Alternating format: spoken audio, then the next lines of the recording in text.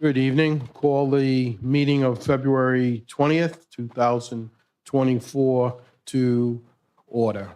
Please rise for the salute to the flag and remain standing after the salute. I pledge allegiance to the flag of the United States of America, to the republic that stands, one nation, under God, indivisible, with liberty and justice for all. I'd ask you to remain standing just for a second. As you'll note, Councilman Fogarty is not with us again tonight. And I think a lot of us know that his mom has been ill, and she did pass away late last night. So the councilman did say he was coming tonight. He thought it would do him well to get out and come, but he called us minutes before the meeting and said he just has to stay home. So we're all thinking of him, and would you please bow your heads for a moment of silence for the mom of Councilman Frank Fogarty.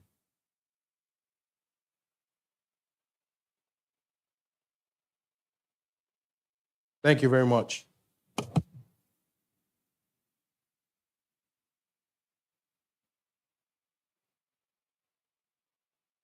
Madam Clerk, would you please call the roll of the council?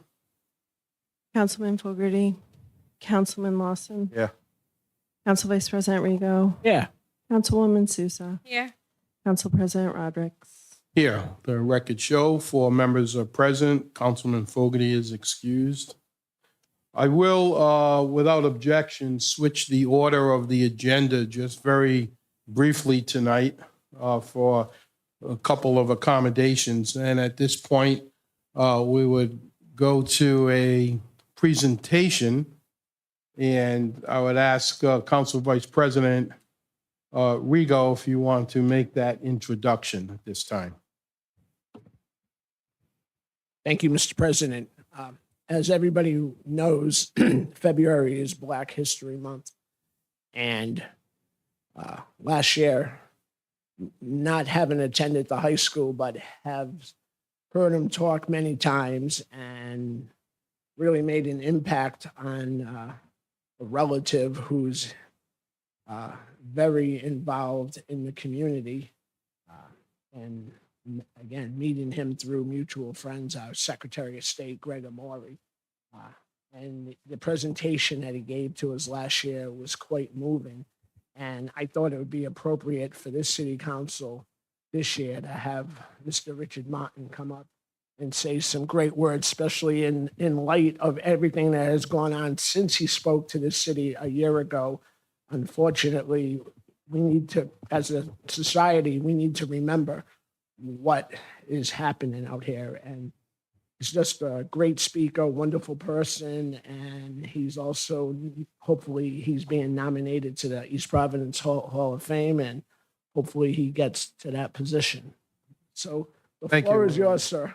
Mr. Martin, if you would come forward to the podium to your right, up in the corner, and as Mr. Martin is coming forward, I would echo what Councilman Rigo said. I've not heard a more prolific speaker than Mr. Martin. I did tell him that we do want to be home by midnight, but other than that, one of the finer residents and teachers that you'll want to know, and we give the floor to Richard Martin. No pressure at all. I'll keep my remarks brief because tonight's British Comedy Night on PBS. So Last of the Summer Wine is on at 7, and my favorite, Are You Being Served, which was my mom's favorite, is on at 7:30. So I'll keep it brief. Thank you. I appreciate the opportunity. Like I said, I'll keep this really quick. But the arc of history does not bend toward justice automatically. You have to force it. And as a nation, we continue to strive to expand democracy when also facing at the same time the contraction of democracy. So I just want to say this.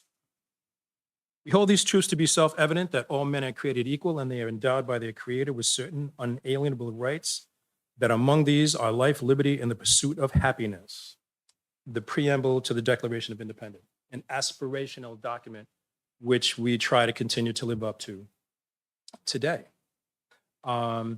February is Black History Month, but as a teacher, my job was to tell the full story of our nation. And so February is Black History Month. March is Women's History Month. April is Deaf History Month. May, Asian Pacific, Older Americans, Jewish American Heritage Month. June is Pride Month. September is National Hispanic Latino Heritage Month. October is National Disability Employment Awareness Month and Italian Heritage Month. November is National American Indian or Indigenous Heritage Month. December is Christmas.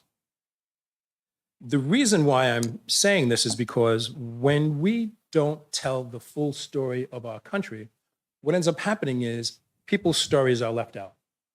And all of those groups and others have contributed to the country that we have today. And so what I want to say is basically this. When we leave out a group's history, it hurts all of us because we all had a hand in creating this.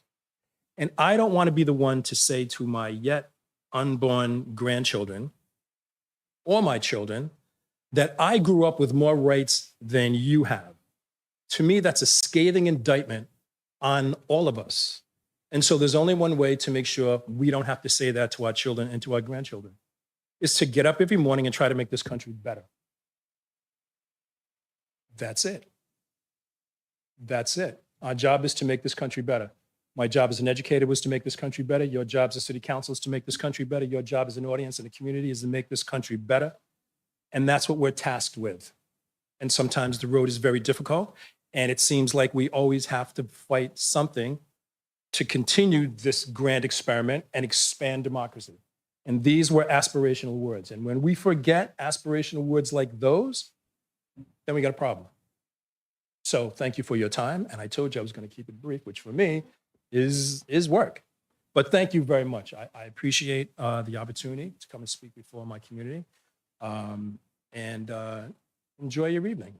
Mr. Martin, I want to thank you on behalf of the council. All the members may want to say something, but I want to urge you to never lose the spirit that you've had as long as I've known you, and to continue to stay active in the community, although you're retired. You're welcome to come to any and all of our meetings, and someday, hopefully, sitting on this side of the dais. But thank you. Thank you. Thank you most sincerely. I appreciate, thank you so much. I appreciate your kind words. Thank you. 1 second, Richard, please. Mr. President, could I have the clerk read into record a proclamation that I had drawn up for Richard? Madam Clerk, would you proceed?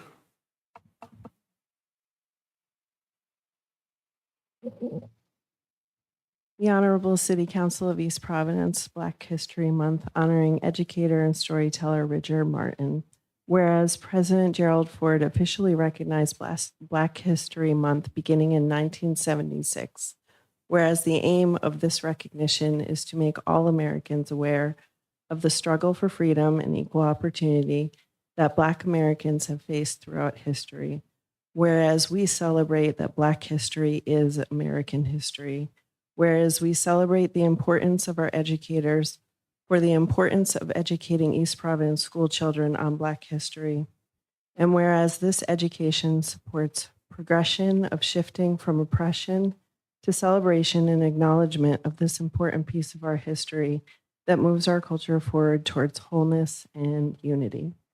The East Providence City Council recognizes the immeasurable impact of education of Black history in East Providence and Rhode Island.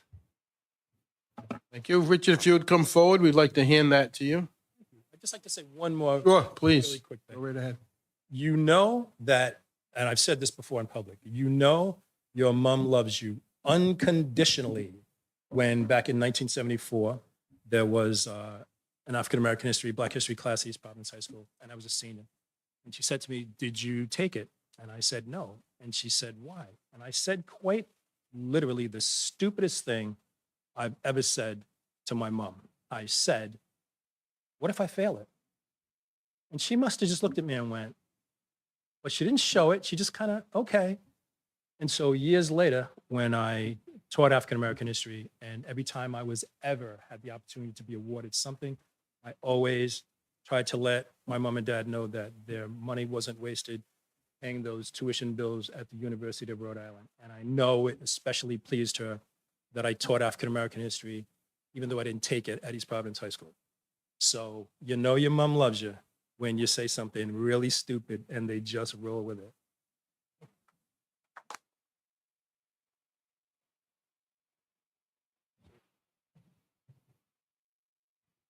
Sir?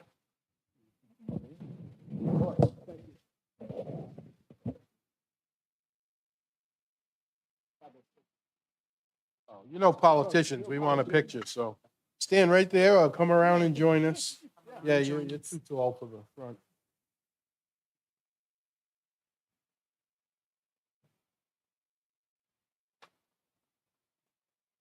Anywhere, right in here? No bridge problem.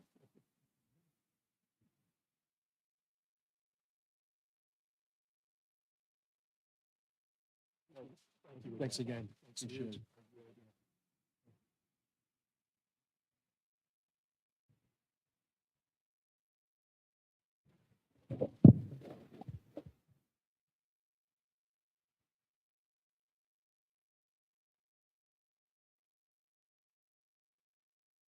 Always nice to start a meeting on such a positive note. And this time we will move one other item forward. I believe it's number 3 on page 3. And we had asked that Superintendent of the Water Department, Jim Marvel, maybe with DPW Director, answer just a couple of questions. And want to appreciate Mr. Marvel coming out tonight, not feeling well, and he has a bit of a shoulder injury, so I promised we would do this earlier. And thank him for coming forward. Thank you. Mr. Marvel, we had, you can comment yourself if you on other items, but there were a couple of questions brought up by a member of the business community, and sometimes we hear it from other people. I don't know that he's here tonight, but the specific question was, what is the possibility of the installation of an interior deduct water meter? It doesn't seem like it's something that could be done, but we want to. It's covered by ordinance, and the city ordinance is very specific that to have a deduct meter, and the most typical application is for irrigation, and outside lawn watering, that sort of thing. You cannot have a deduct meter for any fixture that empties into the city's sewer. And the reason's obvious, because it goes in the sewer, so you have to pay the sewer charge for that. So if you fill a water glass in a sink, that sink has to have a drain to the sewer by the plumbing code. And I was out for lunch earlier today, and I must have seen a half a dozen glasses half full of water on the table. Those go in the sewer. So to serve something, whether it's coffee or water or whatever, it doesn't meet the ordinance. Correct. Okay, thank you. So it is not possible to have an interior deduct meter. People that want to water their lawns, they're able to do that. Because that fixture has a separate meter, and the discharge on that fixture is outside where there's no sewer. Another question was, and I don't know if this is something you can answer off the top of your head, because it involves the, it's not Suez anymore, but the company that takes care of that there's an annual fee. In this case, the business said he had a $300 annual fee that would go to them. Do you know what that is? Are you speaking specifically to the sewer rate? I don't believe so. He said it was, well, it would have to be if it's from that company, right? It was a separate bill. Yeah. No, It's likely a Rhode Island DEM discharge permit. I would have to see what exactly it is, but I can certainly reach out to Lucky Okay. and find out Sure. what exactly it is and give him some clarification, but they are required each year to essentially re-up their license with essentially the city. We're required to track and maintain all restaurants in the city, and they also have an obligation to DEM to report all of those. Can you get that a specific answer back to that gentleman? If he Or can to me, present and I'll get it to him. He can present me with what, and I'd be happy to stop by there one day and try to talk to the owner, just to get an understanding of what exactly he's referring to. I can certainly get him an answer on that. Thank you. And we might as well combine in with this on the agenda also is a couple of questions, concerns. Councilman Lawson has asked to put this on the agenda, and we all might have a couple of questions. So while you gentlemen are both here, I would turn it to, do you want us, is there specific? Just want to ask, yeah. what would the numbers be if we went with the flat sewer rate for residential and commercial? The sewer rates is an interesting thing, and it's use-based for a reason. It's public policy. You have an imbalance, so to speak, between low-end users and high-end users right now. And the people that are high-end users actually pay a higher unit cost than the low users. So what I you're thought we doing, fixed that with the last, you still have what makes that disparity is the credit that people are given on their bills. Probably last time I looked at the numbers was a few years ago, but I would say somewhere around 35% of your users are low-end users and are being subsidized by the other 65%. or a flat rate would do away with that. Well, the flat rate would give you less ability to control your use, and it's also against public policy. They tie, In many communities with a flat sewer, I mean, I have friends with flat sewer rate. the reason I'm saying that is it has to do with the sewer loans and the sewer programs that were developed in the 70s and the 80s. And I used to work in a community that had a flat sewer rate. Honestly, people don't pay what they use. So you have some flexibility now in that you're paying for what you use if you use over the credit that people get. But what they try to do is tie the environmental impact in to the water and sewer rates, and those are volume based. So that's kind of how those costs are allocated. The flat sewer rate, I don't believe is fair and equitable.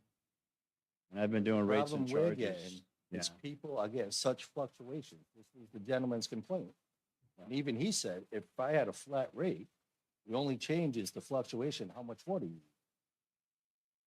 So if a flat rate, we come up with a number that still funds the enterprise, that would stop a lot of people from getting upset, calling me saying, 1 month it's this, next month it's that. Like, I'm a gardener. I'm not buying a deduct meter.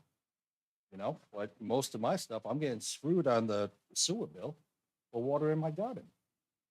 And all we're asking for is what would the numbers look like? So we can have a conversation if it makes more sense. It's a very simple calculation. Take the cost of service for the sewer and divide it by the number of users. Okay. Very simple calculation. I don't have those numbers available to me right now. Honestly, I think the best way for you to proceed with this, and I looked at this a few years ago, is do away with the credit and let people pay what they use. People that you're talking about now that are complaining about the size of their bill, they're subsidizing people that are paying $30 a month for a $60 service.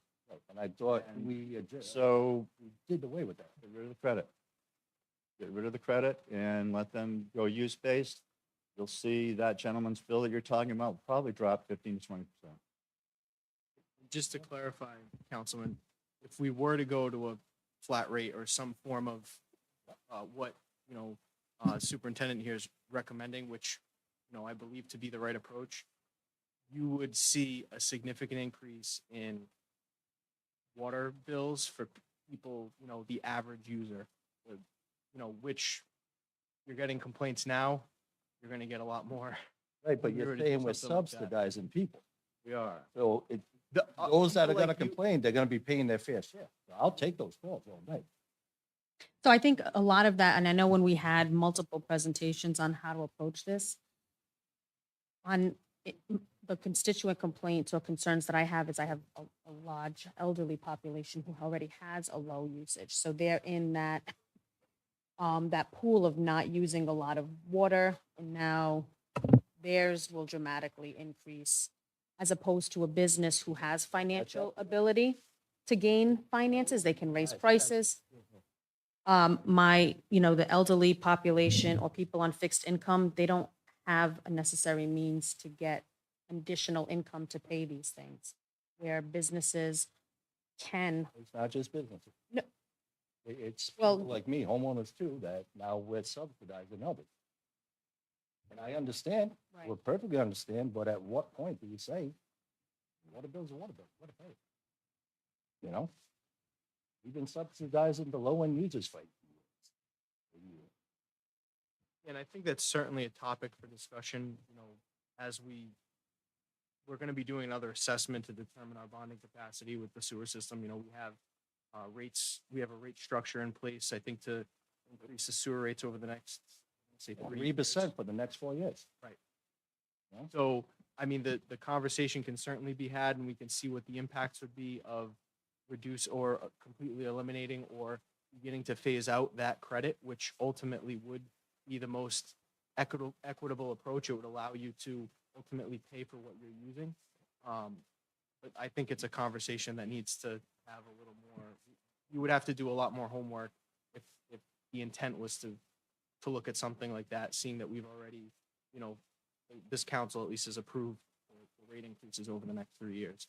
But it's something that we've discussed ad nauseum with respect to eliminating that 292 cubic foot, exemption, which, is great for the person who uses 290 cubic feet. They're paying a flat rate of, I think it's $10 now for a service that probably costs them closer to $30 to $35 per month. So that's going to be a conversation that we're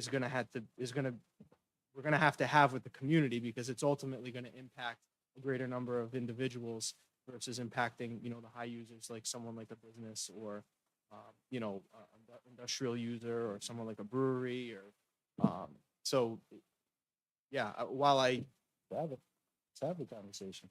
The social impact has held up the sewer rates. I've been involved in it for 13 years. Held up the resolution before you. Because of the social. Something includes its rate, so it's the majority of those sources. And that's that demographic. Really never been addressed. So About the young we've left it families. as is. We've left it as is, and sooner or later, you need to get rid of the credit, and then the unit costs will come down for everybody. Can I at least see what a number would be for fixed rate? we have that, that should be pretty easy to get you. I think we might have done that exercise as part of the presentation that's here. We obviously omitted, a significant number of slides, but this is what was presented to the council when David Fox came in. This was probably over a year ago at this point, but I think we have some information on that, and we can certainly see what, I think it'll at least give you, average user, middle of the road user, and then, larger user. So how's revenue been since we made the adjustment?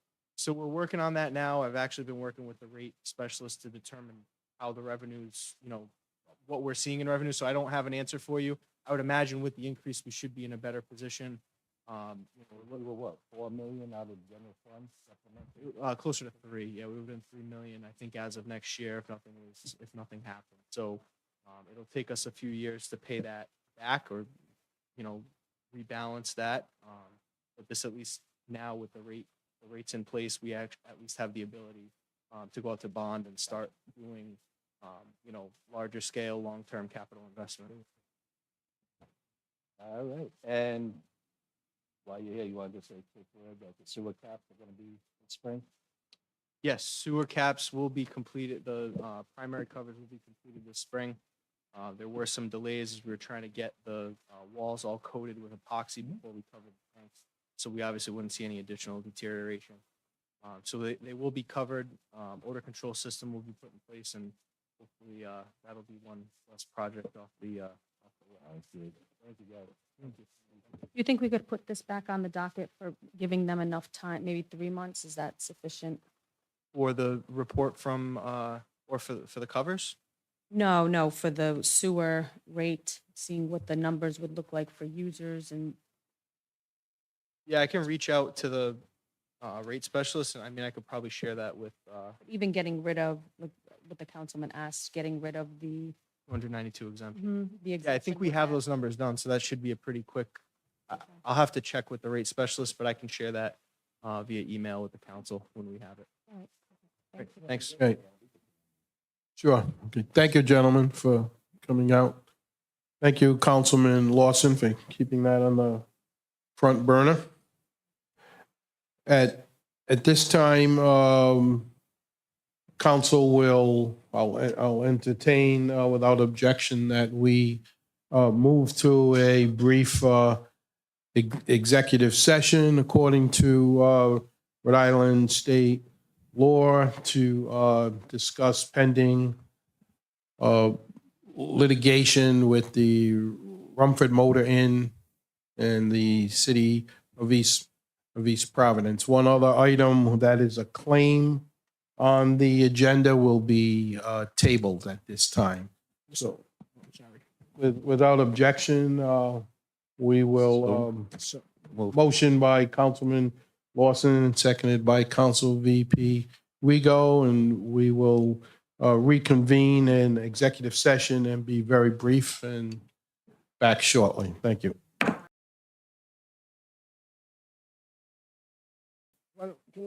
Yeah, can we vote on him? Motion to rescind the, Yeah, I'm Sure. sorry. I'd rather make him wait. Okay, only so one, we so- have a motion on the floor to rescind the move to executive session, seconded by Councilman Lawson. All in favor? Aye. Aye. We will move to that item, that license, 1 second. So section 8, item A, on page 2, Council President. Got it. Okay, Madam Clerk, if you want to read that item, and then we will proceed. Non-public hearing for mobile food establishment license. Applicant Tarsili Galarza, address 39 Rhode Island Avenue. The business name is Yagi Food Truck. Thank you. If the applicant would come forward to the podium and just identify yourself, name and address, please. Hello, everyone.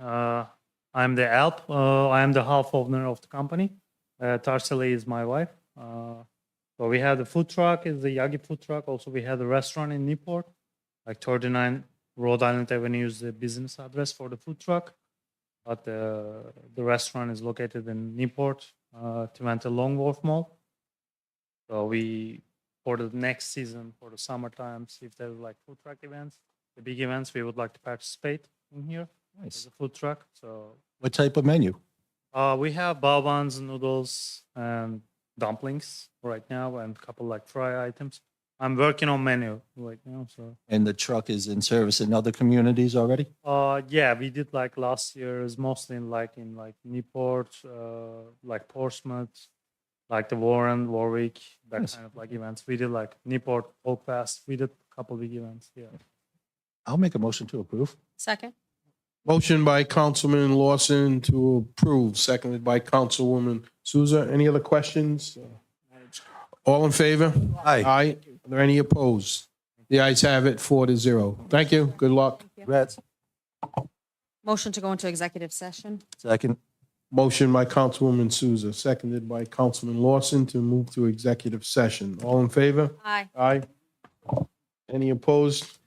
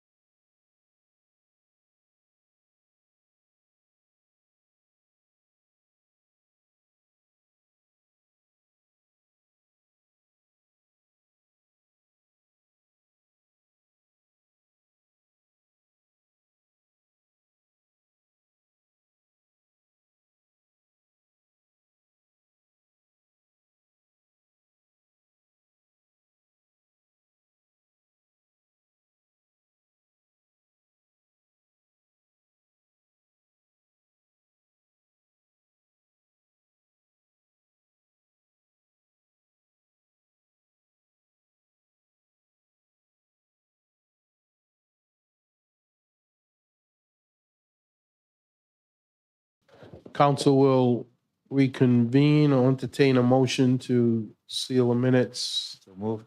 Second. Motion by Councilman Lawson, seconded by Councilwoman Souza to seal the minutes of the executive session and return to public session.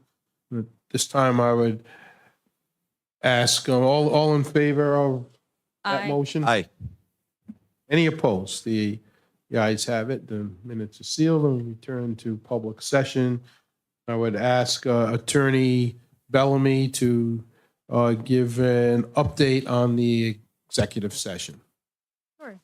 The council met in executive session to discuss the pending litigation with the Rumford Motor Inn. It was just a discussion. There was no vote taken. We just discussed that there is an upcoming status conference on March 8th. No hearing scheduled right now. Thank you. Appreciate it. Madam Clerk, could you resume the regular agenda at this time? Under recommendation for appointment to the Small Business Advisory, Eileen Harvey, sponsor Councilman Lawson. Eileen is the owner of Skeff's, and like Mr. Hurley last week, I love seeing people I grew up with deciding to open business and just keep that towny pride going. And I make a motion that we approve Eileen for the Small Business Advisory Committee. Second. Motion by Councilman Lawson, seconded by Councilwoman Souza. All in favor? Aye. Aye. Any opposed? The ayes have it. Thank you. Under council members, review of snow removal requirements for residents, discuss Councilman Fogarty.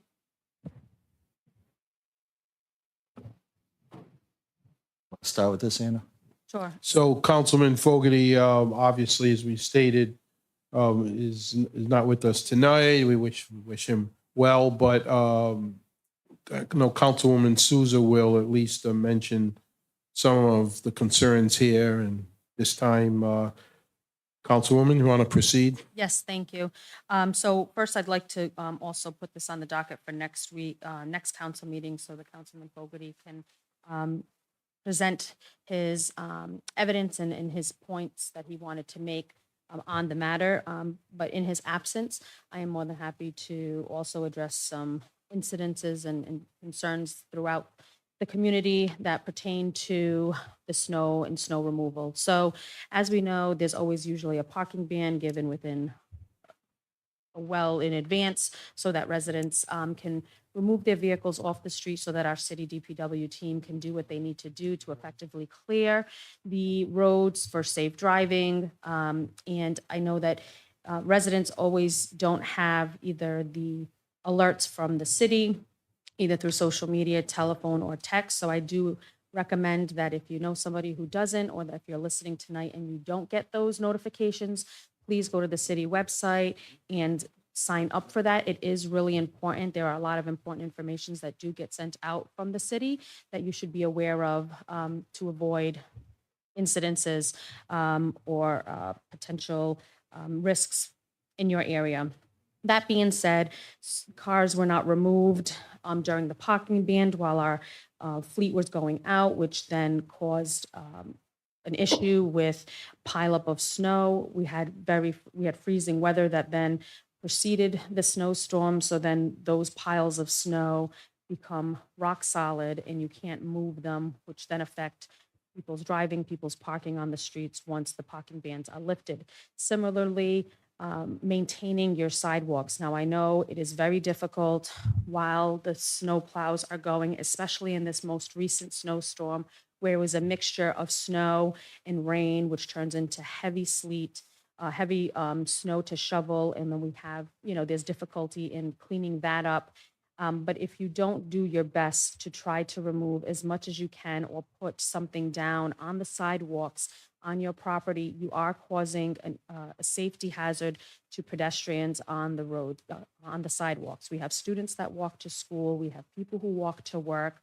We have people who walk their animals, or just in general, traveling on the road, where you're forcing people then to go into the street, which is causing additional safety hazards and risks. So we do ask that people do the requirement, which is to remove, or to the best of your ability, clear a path for people to walk or to get by safely on your property or in your business. I will mention that I have noted in certain areas that people park on the sidewalks, which is again another issue with safety because now you're forcing people to go into the street with either their children or children walking into the streets. We have a lot of issues with traffic in the city because of the bridge problem.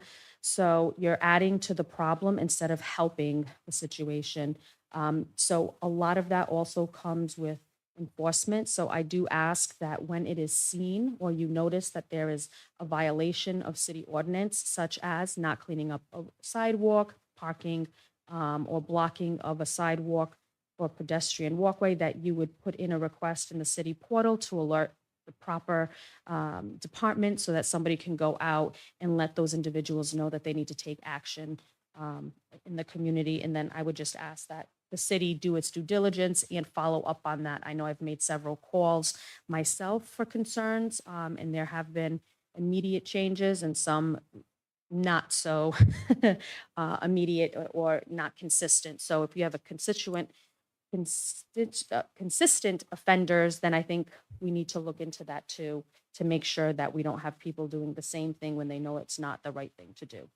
So that's all I have to say on that topic. And again, it'll be on the agenda again next week with more photos of concerns by a Councilman Fogarty.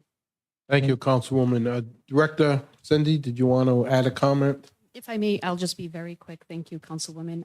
I just wanted to be able to provide the council, all the council members with a list of, I had the ordinance here, but a list of all of the sidewalk snow removal list that the city is responsible for. It's something that didn't know existed last year and found it. So I thought it might be helpful. I don't have the exact number currently, but I know that the police department was very aggressive in going out and doing and towing vehicles that were in the way this time around, as other municipalities. And that's it. I appreciate that. And I just add to, if anybody knows somebody elderly with physical limitations that could use help, we need to know. So if you know of people, reach out to us and we will ensure that somebody's there to help. We're not looking to have elderly people afraid of being fined out there shoveling. We're townies. We look out for each other. And if you see a neighbor, help them out. I know there's some people that think the city should be shoveling every sidewalk, but not feasible. So if you know somebody, please reach out and we'll be right there to help them. Thank you. 48 hours after a snowstorm that you have to have the sidewalks clear. Is that an ordinance that's? Yep, it's coming down the line 24 hours. Okay. So It breaks it down in that.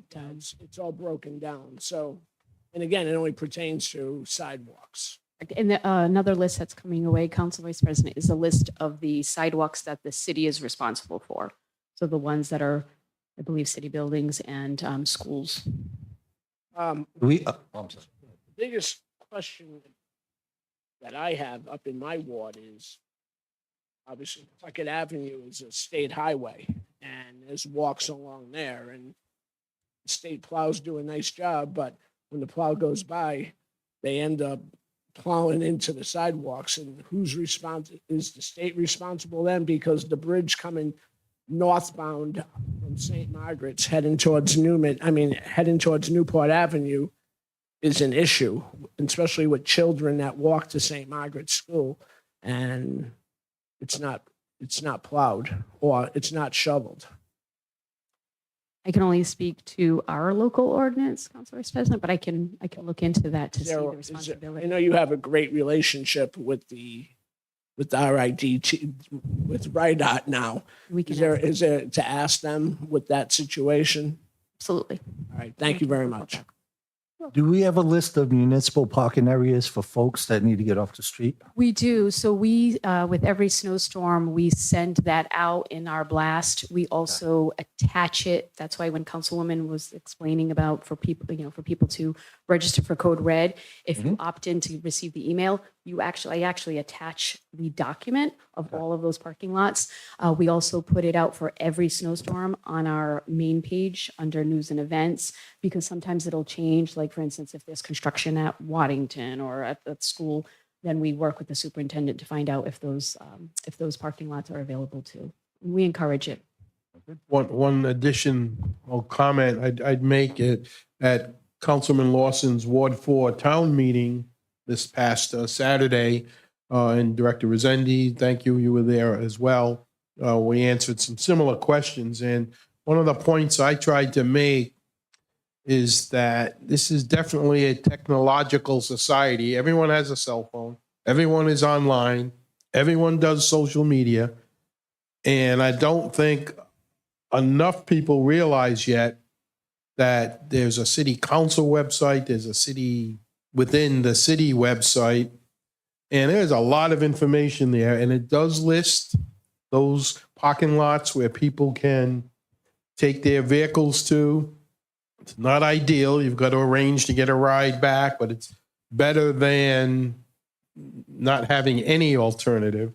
So the information is out there, and I urge people to really look at the technology that's out there yet. We have code red calls that go out. Short of knocking on doors and handing paper out to 42,000 odd residents, there's not much more we can do. The information is available. Doesn't make it a perfect world, but we're doing what we can. But yes, Councilman Rigo. Yes. Well, I want to say a couple of good words. I mean, I know this city council, since we've been seated, has been known to be nitpickers. So I want to give, Some of us. yeah, I want to throw kudos out to DPW. People questioned about the pre-treatment. Well, this past weekend, when we had those little brief storms Friday night into Saturday and Saturday into Sunday, woke up the next day and the streets are nice and clean because it worked. Brian, So I just wanted to pass along, we aren't just nitpickers. We give congratulations out to people. Thank you. I'll relay it back. Thank you. Just one thing, I just noticed on this list, Mr. Director, Pierce Field isn't listed, or the neighboring, like Townie Pride Park. Are we not shoveling, or is that for the school? Is the school department in charge of I'll that have to sidewalk? check that one. I can check to see if that was the most recent list or what's happening with that particular. 'Cause I know that was an issue. I believe last year parents were really concerned because that's where they usually park to drop their children off. One across from Hennessy. Hennessy, Okay. correct. And so they were wondering why from Jones's Pond down and across Lyons, that those weren't cleared out, or the parking. lot. Specifically the sidewalks. Mhm. I know there was, and I haven't been to that area recently to look, but I know that there were some sidewalks that were under construction recently in that exact area. So I can see which ones have been completed and see if that. It was noticeable that it wasn't on this list, and that's one of our main parks, so Okay. would be appropriate. Will do. I'll look into it. Thank you. Thank you, Councilwoman. Thank you, Director. Next item, Madam Clerk. Status update on ARPA-funded projects, Councilman Lawson, Crescent project. Sorry, Councilman just stepped away while we're waiting for him to come back. If Director Resende, if you want to, here he comes. So we'll wait another second. So as Councilman Lawson returns, we are discussing a status update on the ARPA-funded projects.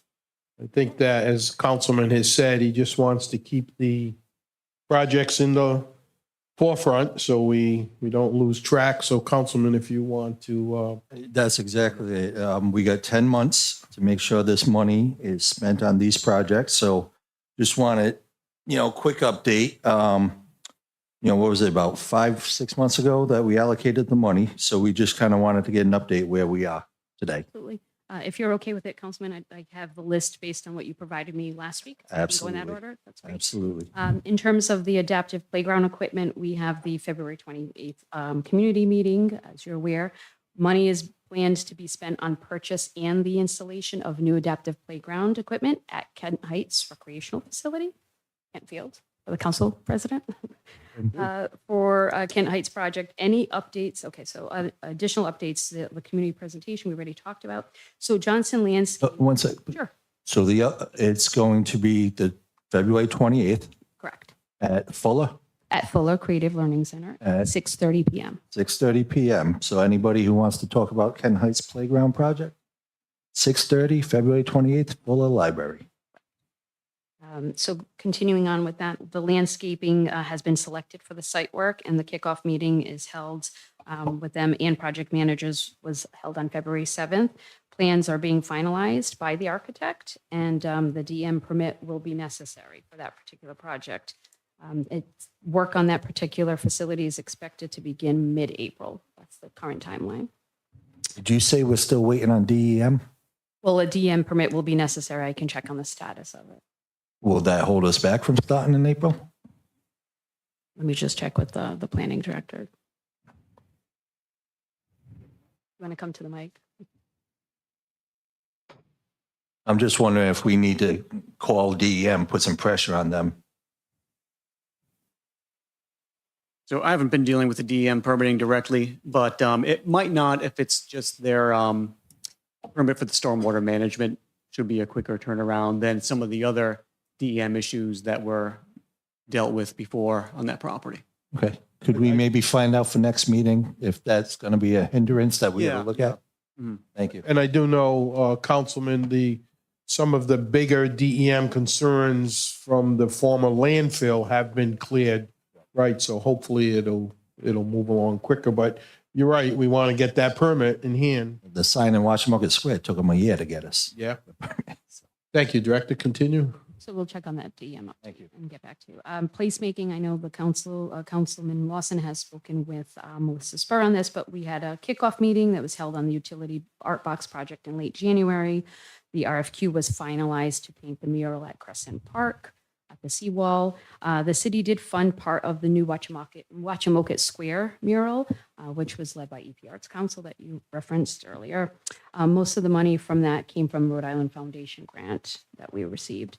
The city does plan on applying for Commerce RI Streetscape Improvement Program, and that will enhance lighting and other streetscape features in the Wachamoket Square area. And we've talked about that as well. Moving along to Chownie Pride Park, not much to update here. We do have some funding left to install a gazebo. Highway will look to help clear and define the path around the pond. Splash pad, we talked about this weekend as well. The grant to cover part of the, I'm sorry, did you have a question? Oh, I thought you said you had a question. The grant to cover part of the cost of the splash pad at Providence Street Park was submitted to DEM in 2003. We are awaiting the result.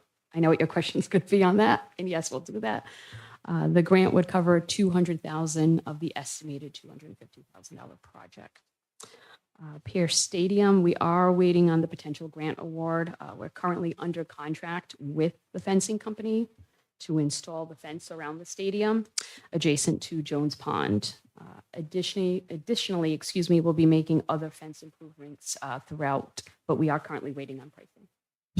Pierce was the walking track, I thought, the field. I had field in my notes, but though for ARPA for Yeah, yeah. fence, yep. Is that what it was, Anna? I mean, Councilwoman Souza? Yes, Yep. it was that, and then the project for ADA compliance with that ramp. You mean that ski slope? Yep, that's moving. Mhm. In the walking track. One question from Councilman Rigo. Patricia, back when we were having this discussion on these matters in August of 2023, the Honorable Mayor spoke about a grant from Senator Reed that had already passed the United States Senate and onto the House in their fiscal year. You know the status of where we are in regards to that? To the funding? Yes. Do you want to? Yep, Dominic's just recently provided that. You can speak on that. Thank you. Yes, they continuously provide us with email updates, and right now that there is no update on that. It hasn't fully passed, so we haven't been officially awarded it or not. So it's still, So fiscal year, the federal government's fiscal year has come and gone. They started similar to ours. So it's pretty much in budget if we all follow the, government shutdowns and everything's based on that. They already went through those hoops as far as the federal fiscal year is concerned. So basically, our best shot at seeing this potentially could be next year. If it hasn't made it through it now, correct, it hasn't. many moons ago, having been down in Washington, I would say it won't happen in calendar year 24. I know it's a tough scenario. It could. I can say, Council Vice President, we do have a meeting with Senator Reed and his staff coming soon in the next week or two. So by the next council meeting, maybe I'll be able to have that answer for you. Thank you very much. You're welcome. Shall I continue? Please. And moving right along, so the former Oldham building, the old Oldham. So responses for feasibility study and the RFQ was submitted in late December. As you know, firms have been interviewed in January. A finalist was recently selected, and they will submit a bid for proposal.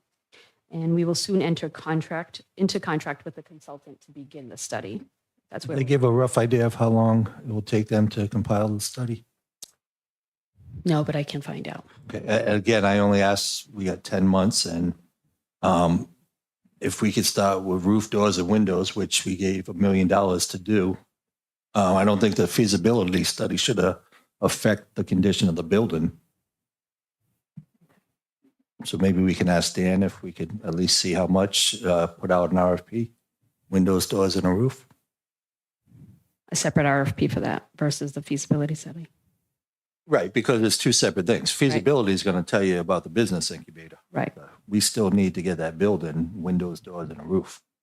I think we were waiting on some of the funding opportunity from what I recall from when we had met on that topic, but Well, we got $1 million sitting there yeah, right. and we got 10 months to spend it. Time is of the essence, we know. Okay, as far as the Crescent Park project, we did tour that location on Monday. So working on the concession stand, the bathrooms, and then potentially down the road, if it becomes a swimmable, and we get that grant funding from the state, then there'll be those additional potential bathrooms on the other side as well. Public art, we covered that under the placemaking. Bold Point Park, progress will continue into the spring to complete the design. If you've driven down there, you've seen the updates. You know, the mayor likes to go down and check it out and see all the new improvements that are there. Unfortunately, there are some things that happen there where people are throwing glass and whatnot. But anyway, moving right along. Police station improvements. We've met with the architect on February 8th. The state is expected to announce those grant awards at the end of this month. The professional cost estimate is expected at the end of the month. Formal design will commence soon. And the abatement of lead in the asbestos is going to occur during the design and prior to the demolition in the interior of the station. The goal is to go out for bid for construction mid-October to allocate the funds by the end of 2024, which is what we need to do. And last, but definitely not least, the parking lot on Warren Ave. So that was paid for, as you're aware, with the $200,000 from Rhode Island Infrastructure Bank. That grant and $447,870 of ARPA funds that were allocated by this body on December 5th. The DOT, the physical alteration permit was issued by the DOT. The construction was the contract, not construction, was awarded to JR and Sons for the $647,870. And the question I'm sure is next is when will it begin? So construction is to begin this season. I think that is the wrap with all of the ARPA questions, projects. That's all I had. Thank you. Thank you. Sure, we'll continue this along the way. Thank you. I do want to ask, without objection, we do have a visitor here from the United States Small Business Association, Ms. Julie Garrett, and rather than have her wait till almost the end of the agenda, I'd like to invite her to come to the podium at this time for her brief update. And we thank you for being here, and we want to get further word out to the small business community. And if you have anyone else with you, for anyone who may be viewing the meeting and hasn't met any of you before, if you want to just identify yourself and the agency in case people are not aware. Hi, everybody. It's good to see you again. I'm Julie Garrett, Public Affairs Specialist with the Office of Disaster Recovery and Resilience with the U.S. Small Business Administration. I'm here with my colleagues tonight. Good evening, everybody. I'm Matt Spare. I'm the Deputy District Director of the Small Business Administration's Rhode Island District Office. So here locally, and wanted to make sure we had your questions answered. Good evening, Mayor and Council. My name is Doris Evans, and I am the communication lead for our disaster work that we're doing here in Rhode Island. And thank you very much for allowing us to come back and give you a follow-up. Thank you. Good luck comes in threes. So do you have some good news for us? I wish I had good news for you, but I'm here tonight following up to what I've been emailing you. Have you been receiving Yes, my emails? we Okay, have. great. Thank you for that. Great. We're not going to be supplying approval numbers tonight. We're going to be emailing you that information. We have requested more detailed reports to give you better information, and we haven't received those in time for this meeting, but I will be sending that to you, I promise. I did check into the things that we talked about last time, and I did find out that people received one email that says we might have potentially withdrawn their application, or actually we have withdrawn their application if they didn't supply something. So remember, you asked me, you said that they're busy, and what if they missed the email and all that kind of stuff. I found out that it's very easy to apply for reacceptance again. I really checked this out. They just go into their portal and there's a big red button and they just hit it and boom, reaccepted. So that I feel is really good news. But I have heard from people where they're saying, oh, I applied, I haven't heard anything. I want to encourage business owners to check their portal in case they did miss an email from us. That's very important. And I also want to encourage people to come in and get help. Like if they bring their application number in and come to any disaster recovery center, the business recovery center right here in City Hall, we have people who can help them open up their application, find out if there's any issue, and help them solve the issue and get their application complete so they can work through to a decision. So that's what I have. My colleague, Matt, has a lot of assistance for businesses that are under stress, like there's free counseling and stuff like that, and he's going to talk to you about that. Thank you. Welcome. Thank you, everybody. So as Julie mentioned, we all lived through COVID. And so our office has been at the forefront of making sure that we take calls from business that's been affected by all of this. So if there are folks who are out there that, you know, they did miss that email, or maybe it went to spam, or they just said, you know what, I got withdrawn. I applied and just really thought I was going to get given some money right now. And that's not the case. They need to reach out. They can come directly to our office, because if it's something where it is a reacceptance issue, we have the connections right with the customer service reps here. We can get them straight over with their information, and the team here is able to get them back in and moving again. If it's something beyond that, they might need assistance putting together some of those financial statements. You know, all of our many small business owners are phenomenal with what they do for their business, but much like myself, I'm not an accountant. So putting these financial statements together might not be the world's easiest thing. We have folks that can help them with that at our Small Business Development Center, our SCORE chapter, and our Women's Center. Get that moving, get a 2023 P&L put together, because that is really what they're looking for when they're looking at these numbers, because no one has tax returns yet for their business for 23. So there's any different number of avenues we can send folks, but if they don't reach out, we can't help. So we're really encouraging folks, reach out to the district office. I'll make sure that you have our contact information, our district office inbox. We have 5 folks there that can make sure that everyone is gotten to in a very timely manner and gets the assistance that they need. Great, thank you. And they can also do that right here at City Hall. Thank you. Go ahead. Absolutely, yeah. So I mean, if they stop in here, they get the assistance from the Business Recovery Center and those folks. And they're also well-versed here, the customer service reps, with referring out to the Small Business Development Center and SCORE and whatnot. So they're able to get all that information wherever they go, and there's an SBA individual there, whether it's from our district office or from the disaster recovery team.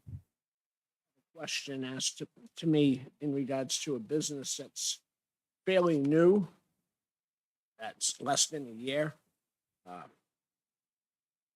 Is there any parameters that you look at, that they would look at, since their business is relatively new and all their returns and everything they're looking for is asking for a little bit more history?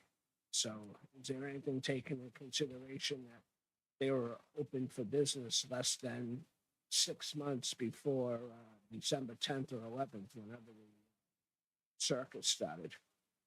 Absolutely. And it's something that a lot of businesses faced during COVID too. They opened up, with the unfortunate timing of like January 1st, 2020.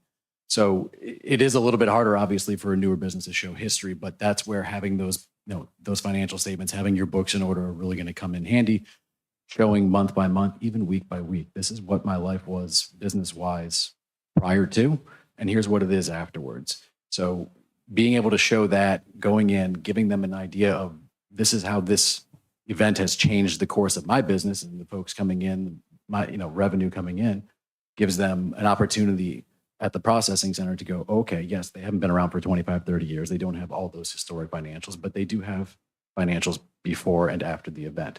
So they can look at that. So that would be my best recommendation. Keep those books. And as Julie and the team has mentioned before, this is something, it's unique. This is not a situation that disaster recovery really has ever seen before, and it's ongoing. So to keep track of those sales, keep track of what's going on in your business, because if you do get an acceptance, you can take the money now, you can wait on it for a little bit, but you can request a modification, as many as you want. So if this continues long-term, every few months, you can go back and say, this is still affecting my business. I need more to pay my operating expenses to keep going. So making sure that the financial part of the business is really in good order is going to be very key to any business, but especially the newest ones, in going through this process. And when it comes to the economic injury loans, we have a deadline that's really long. You have like 9 months, and that's part of the difficulty in businesses when they initially go through a disaster, trying to economically look at the impact. Where when it's physical, you can see the visual damage is there, the optics are there. But when it comes to the economic injury loan, it's a little bit more complicated.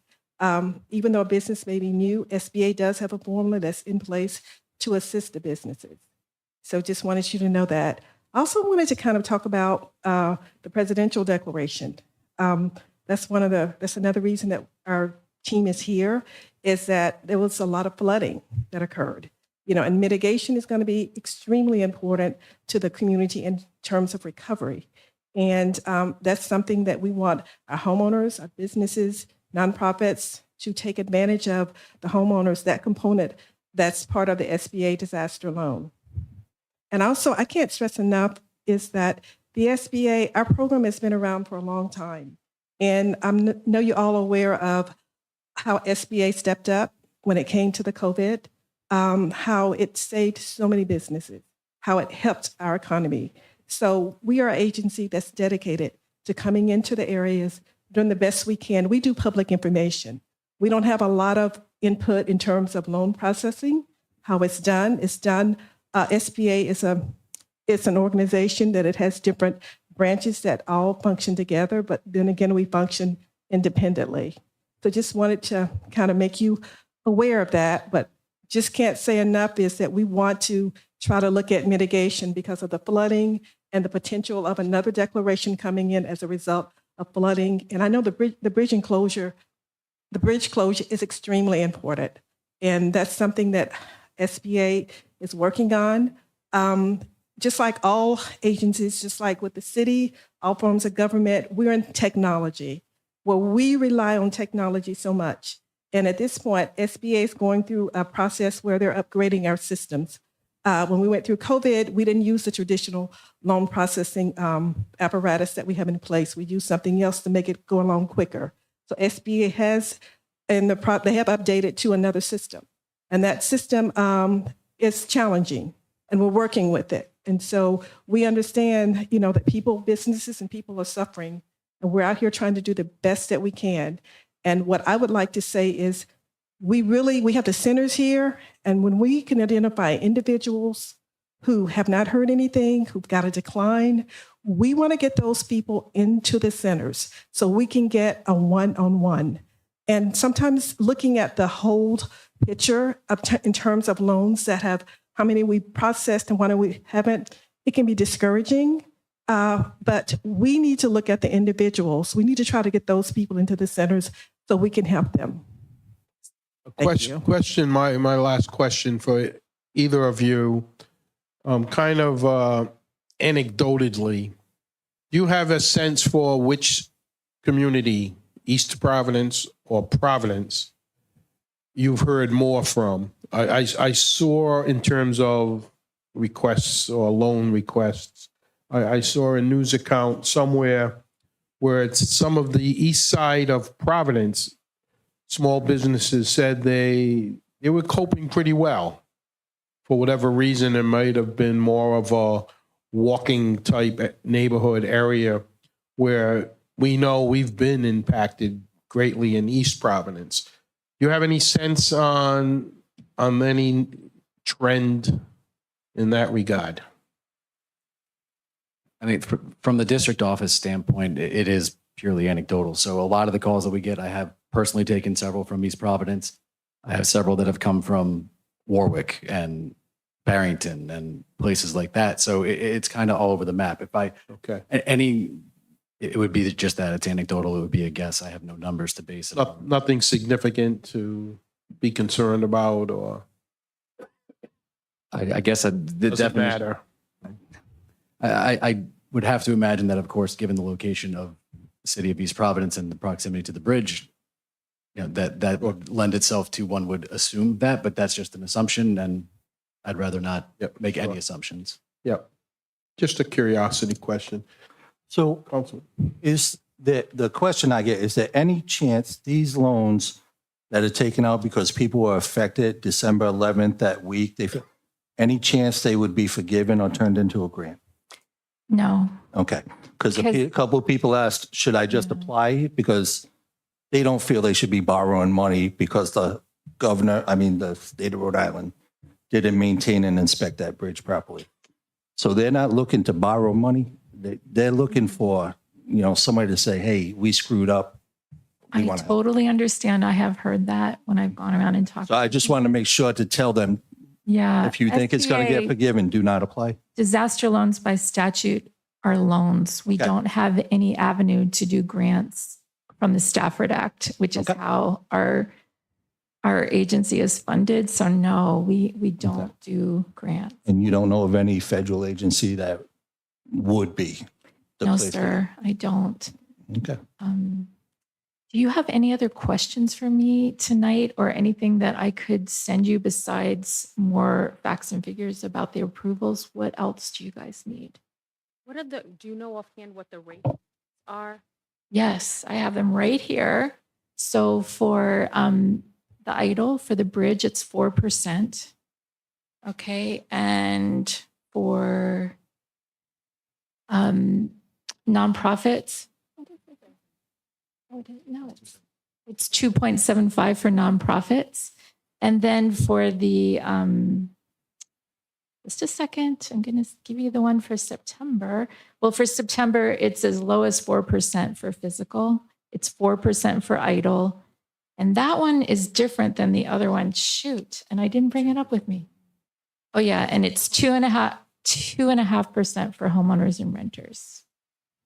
So if the As Fed low was as. to drop the interest rate, would those rates go down? So what happens is every quarter that the disaster occurs, there is an interest rate that's known. And then when the new quarter starts, they reset the interest rate for any disaster that occurred in that next quarter. So it's set by when the disaster occurred. So we're locked based on December 10th or 11th. Yes, sir. Whatever the interest rate was at that time, at the time of the incident, is what is tied in with the interest rate for the declaration. And by the way, it's fixed. And these funds are from the federal treasury. They're direct from the treasury. The interest rate and the term never change. But like I've told you guys, they can pay their loan off early if they wish with no penalty, no prepayment penalty. So 4% is based on December. When's the quarter start, just to be clear?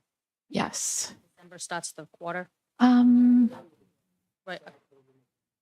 Yeah. Yeah. Just the end. 4% was in December. Yes, ma'am. Yes. Business loan. Yeah, we're talking for the idle. Yeah. Okay, thank you very much. And I would again invite any of our small businesses to come right here to City Hall. You don't have to go over the bridge for this information. And I'm sure that someone here will take care of you. Thank you for coming out. We have your emails, so we will stay in touch, and we appreciate you being here tonight. Thank you. And I just want to mention the hours for the BRC here. Sure. It's 8 to 4. That's Monday through Thursday. And on Fridays, it's 8 to 1. And I know for a fact he's been known to stay a little later when people come close to 4. I think he's been here as late as 5 sometimes.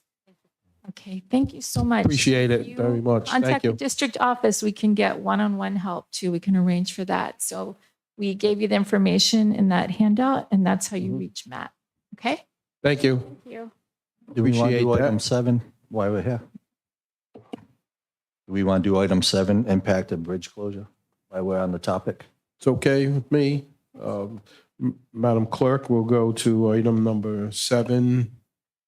This is just a recurring docket item that through the life of this crisis, we will have this on the agenda. It doesn't mean that there is anything of any breakthroughs that we have. So we don't want people to be alarmed when they see this on the agenda.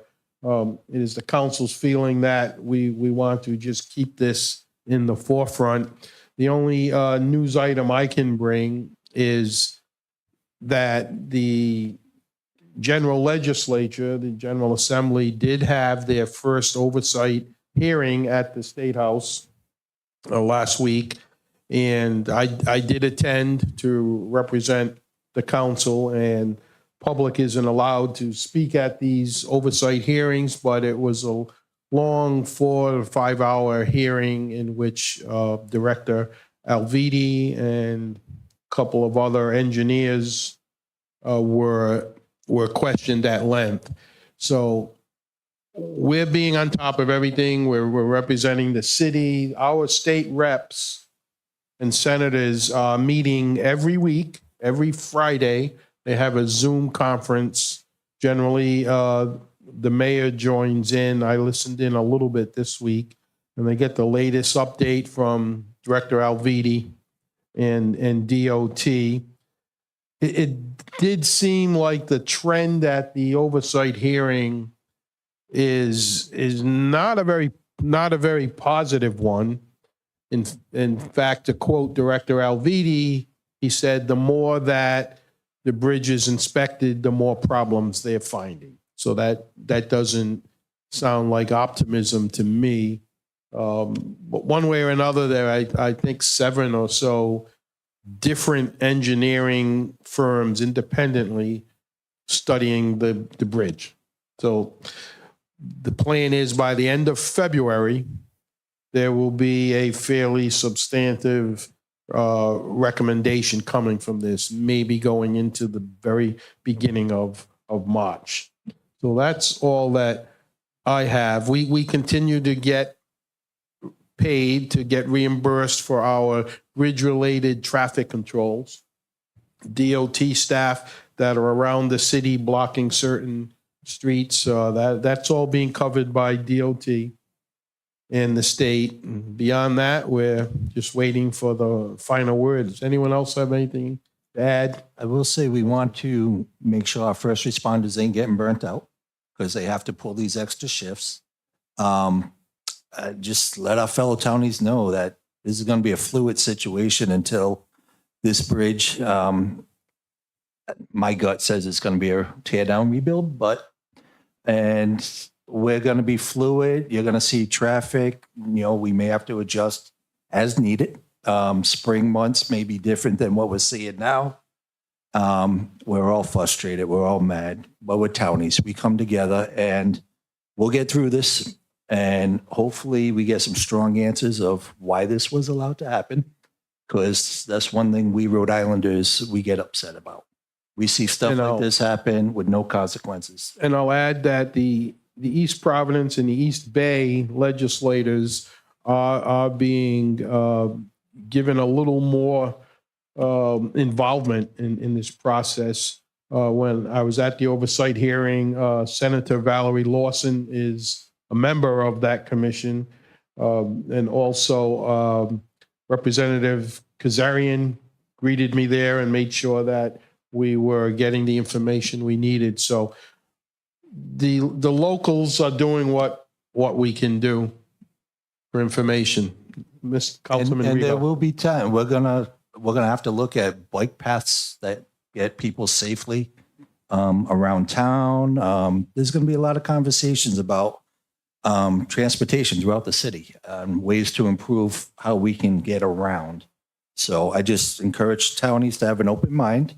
If you have ideas, we're all ears, and we'll get through this together. We all had a constituent contact us about using the bike path more in the winter and asking about snow removal.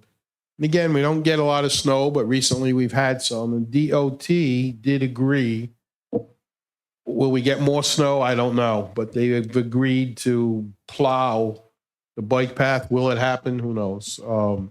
I don't know how many people will travel to work on a bicycle in the middle of February when it's 19 degrees, but it's an option that could be available. Councilman Rego.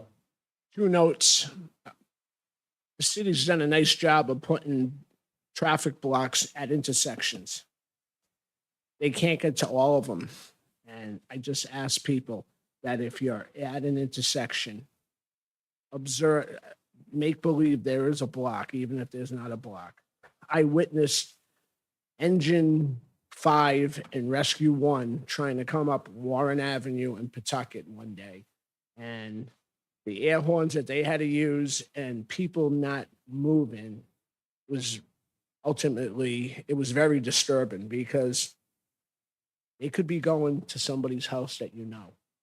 And to sit there and not to move, just remember your fellow man and also treat the first responders or the police department. Our city sergeant tonight told me about working, and every man and woman of that police department and traffic department does not need to take the abuse. But the fire department, when you see those trucks coming, just think that could be your mother, father, brother, sister, relative that they're going to, and you don't move because you want to get to the next green light. Shame on you. Thank you. Well stated, Councilman. Thank you. We'll continue to do updates as we get them. Madam Clerk, could you resume the agenda, please? Discussion on comprehensive community plan process overview. Councilman Lawson. This was just a process. Does it start with a public meeting and then does the council vote, or how do we finalize a comprehensive plan? Again, this is just a process for public knowledge. Yeah, at this point, Mr. Director, just identify yourself for those who may not know. Keith Bryan's Director of Planning and Economic Development for the city. At this point, we've got some work to do to finalize the plan, come up with the real final draft of it.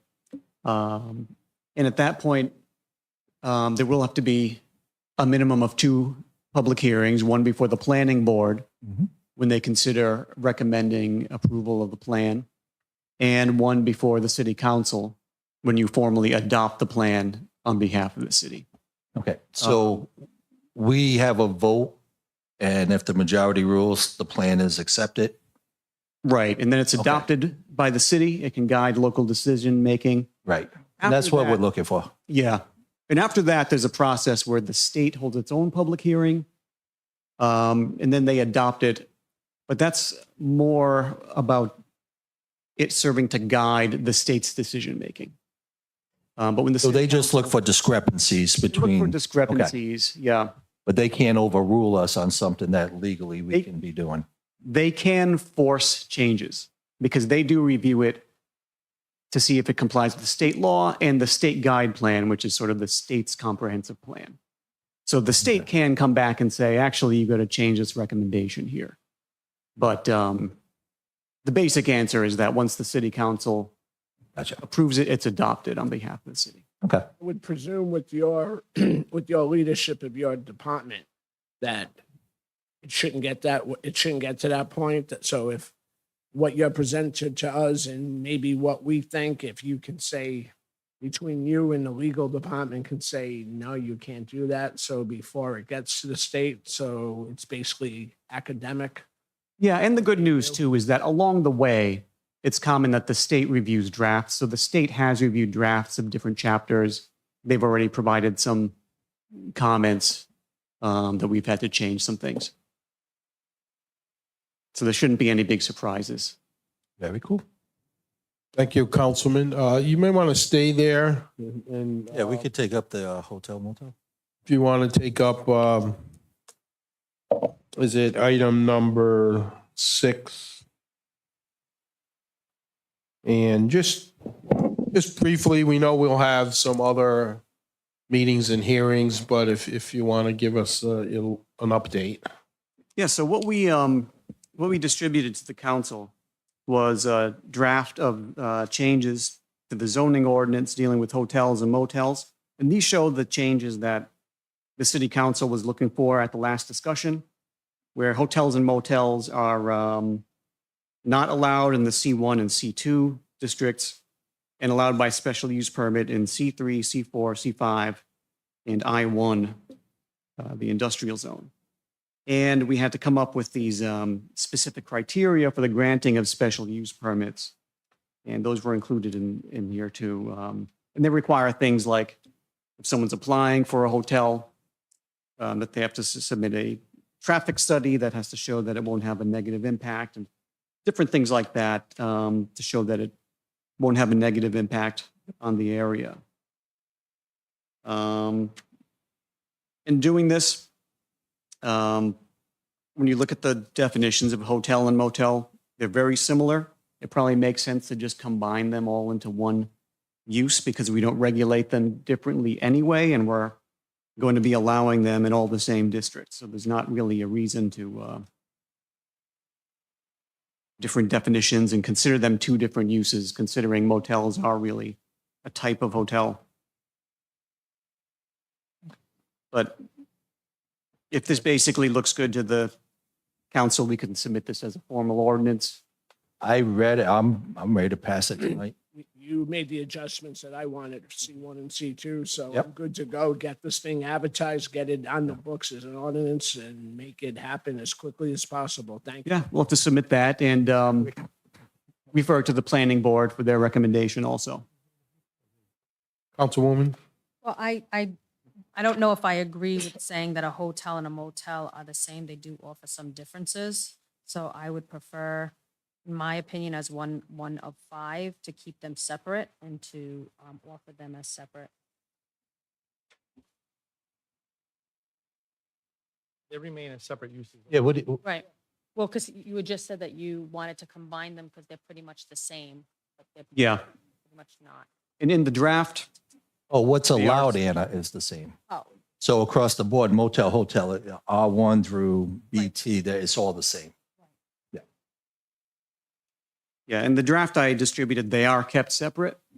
They could be combined, but they don't have to be. Now, this use schedule you gave us, that little graph, that clearly articulates what we're looking for. And basically, if people who aren't looking at this, basically, if you want to build a hotel motel, you have to have a special use permit. So it's not already granted by right based on zoning. So yeah, I'm comfortable. I'm ready to move forward. So the process is that this now goes to the planning board for their recommendation. Once they give the recommendation, it'll have to be advertised for 3 weeks before the council can vote on it. There's one change. That was outlined before. After we They move it to them, it goes to them. Refer to them. So the motion is in order now, okay. If they deny it, we want it. So, yeah, we're gonna. They're give getting a an opinion. recommendation. That's what I mean. They're gonna give the opinion. You have the final say, but All right, yeah. hopefully they'll agree, but I don't know. And when's the next planning meeting? Second Monday in March. It's pretty soon. So March 11th. Yeah, I think that's. Councilman, do you want to repeat that as a motion and then, or did, No, it automatically goes to them. And we just wanted to remember, we had, you want to approve it, you said? no, approve it to Ready. go to the planning. You don't, it automatically goes. As written, okay. Right, so we'll wait until, I think this, reason why we brought this back is because we wanted to make sure that this represented what the council decided. Oh, okay. To have those two meetings. I think it does. I got it. And then, Everyone's moving forward. satisfied, yep. I think there was an email from. Yes. Council Vice President indicating why it wasn't advertised. Yeah, no. That's why we. We're brought it good? back. So March 11th, so it would come to, so we technically, let's see, the 5th. So we could have that on the March 19th meeting then. Assuming we advertise it as, yeah. Yeah, assuming there's enough time for the ad. The 11th, it goes, how many days is it? Is it a 1 week or two? I mean, if it goes into the post, 3 weeks. so we're looking at April then. Because if we're meeting on, if they're meeting on Monday, March 11th, and so our next meeting after that would be March 19th.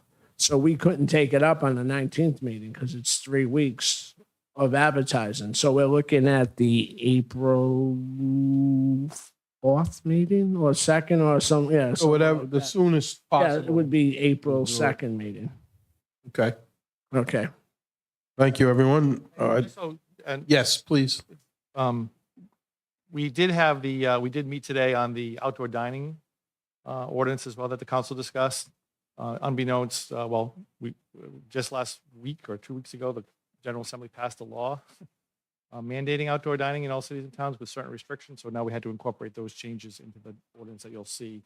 Hopefully, we worked on it today for about an hour or two. So hopefully at the next meeting, we'll have a draft ordinance for you for outdoor dining. And do we need to update things if they pass ADUs? If they pass, that's a big if. Really? The Senate has never passed the ADUs. Really? Wow. We could do it on our own. No, but I'm saying we can be a little proactive that Yeah, you can. come June if it. And I think the passes. department is working on ADUs. Okay. Right. Yeah. Okay. Passed what, in the House, and we're waiting for the Senate?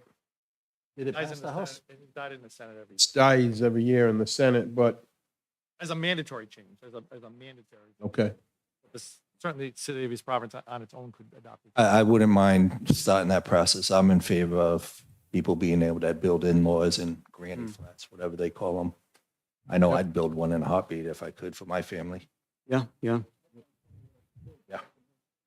Thank you. I think we've covered items 7 and 8, Madam Clerk, so we may want to go to the public hearing section. Did you want to add something? Yeah, Council President, if I may, we are scheduled to have a joint meeting with the Planning Board and Zoning Board on Thursday, February 29th at 7 PM, in room 306, with the Assistant City Solicitor to go over those boards' responsibilities under the new land use regulations that were recently passed. So one of the things we were thinking of is we could make it a joint meeting with the 3 groups if city council members were looking to attend this also and join the discussion. Any chance we could have it videoed in this room so the public can see? We probably could, assuming the room's available. I think that would be very, very beneficial for folks to be able to, It's court, right? But yeah, after 6, because court is here, but or whatever day works too. But I think that would be something the public should very much see. Yeah, we can work on making sure we can do it in this room. Okay. It may be a little in the weeds, as far as the, legalistic nature of it, but Transparency is yeah, awesome. be nothing wrong with that. Okay, thank you. sure. So I think we could schedule it. I mean, it's optional. Council members are available. Right, so some of us have really studied the issue and don't need to. Others can come, but certainly, again, transparent, inviting the particular players that are going to have a say in this. So Right. it's reaching out. I appreciate it. Thank you. Thank you, sir. We can go on, Madam Clerk. An ordinance amendment of the City of East Providence 2010 to 2015 Comprehensive Plan Update. Map 4 of the City of East Providence 2010-2015 Comprehensive Plan Update entitled Southern East Providence Generalized Land Use is hereby amended to identify the property designated as Assessor's Map 709, Block 1, Parcel 1 as mixed use. Summary comprehensive plan amendment. Petitioner JAG Properties LLC, street address 01 Wampanoag Trail. So I understand that we're going to table this for the March 19th meeting. And can I just point out, you guys make fun of me, but it's entitled Southern East Providence General. You are correct. You guys always make fun of me for calling it Southern EP. We have to be careful that Councilman Lawson doesn't revive the idea of secession with Southern EP. But what was that date again? Believe it. Okay, so this will continue to March 19th. Thank you. Yeah. Yes, sir. Next item, Madam Clerk. Excuse me, does this then mean it has to be re-advertised in the Post? Yes. Who's picking up the cost of that? Doing the applicant, this is, I think because there was an error in the planning department, we're probably going to waive the fee, but that's up to the planning department. Error in the posting, that's why it had to be continued. Advertisement, there was an error in the advertisement. So the error came on our end? No, it was an error in the upload. The error's on our side. Well, it's either the applicant or us, so. Oh, it's a little complicated. no, because it was a very minute, it was a minute issue. I'll explain it. The C2 zone, which he's requesting, has a square footage limit of a building of 5,000 square feet. The applicant want this to be rezoned to C2 with all the conditions of a C2, except he wanted the building to be allowed to be a maximum of 8,000 square feet in a C2 zone. Everything else was advertised except for that one exception, 5,000 to 8,000. And so because that was left out of the advertisement, I made a decision today that had to be re-advertised so we could keep it up. That's the reason why the continuance. We talked to the applicant and they were understanding of that. Set on that. Thank you. Next. Mayor Communications, January 2024 Finances and Expenses. Finance Director Malcolm Moore. Mr. Director. Unless you guys got questions, Right. can we just accept this and then whatever Patricia wants to get up and talk about? Sure. I don't have any questions Unless, from Malcolm. I haven't had a chance to look through it, so. Yeah, me neither. So I would so we know that this is the second meeting of the month. Is there any way that we could get this a week prior to our meeting so that we have more than just the Thursday, Friday, Saturday, Sunday, the weekend, the 4 days to look over it? Because we're not getting the data until that exact date. Correct? Meaning when we send it down with Mayor Communications, you want it a week before that? Yes, please. Just because it's not enough time to go through things, it just doesn't make sense logistically for expectations for us to be able, at least for myself, who's a full-time worker and have other obligations, along with the docket to go through all of these finances. If we could have it in advance, it would be beneficial to go over. We could do that. It may not be complete though. Normally we have the bank recs to get done. We make sure that all the bank recs are done by the 15th of the month and then we'd send it to you. But I mean, we can get it to you. Just everything may not be posted. So what would be the best time to have the finance report where you would have the most up-to-date that doesn't fall 4 days before we have to discuss it? If you want Would it be the beginning of the month, since you get the monthly recs on the 15th? Would the first meeting of the month be more appropriate? then the first meeting of March, you would get the January report. Yeah, we're going to be in arrears like Right. almost 60 days, well, 45 days. but it'll be complete Yeah. at that point.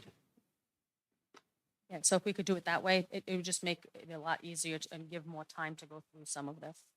And where are we with the finished budget? The published budget?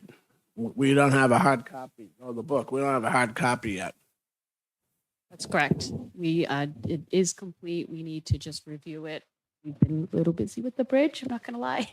No, But, just asking. It is complete. It's just a technicality where there's a certified letter that is sent to the city clerk and to the finance director. They sign off on it, but it's 196 pages and we wanted to thoroughly go through it, but we do have it in our Just- office. I mean, from a business standpoint, we're already 1/4 into the year, so just, Right.